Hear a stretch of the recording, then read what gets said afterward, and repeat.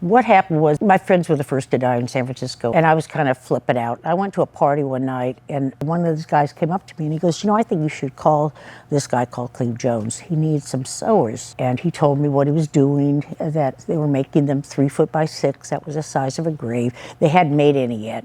He made the first one, I made the second panel. But it wasn't a memorial, it was made as an activist movement. And that's why I did it. We were telling the government, when are you gonna do something? How much space does it have to take before you're gonna make a move? I was going there because I was mad.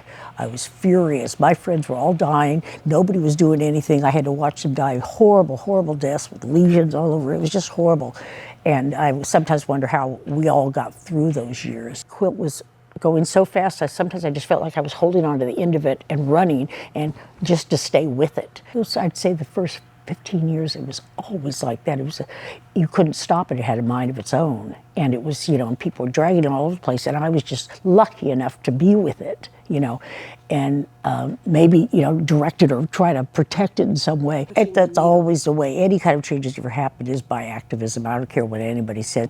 But sometimes you have to disrupt some stuff to get your message across, and that's just the way it is. The Quilt was born by gay men, for gay men, no question. White gay men. It doesn't have a lot of women in it. It has some.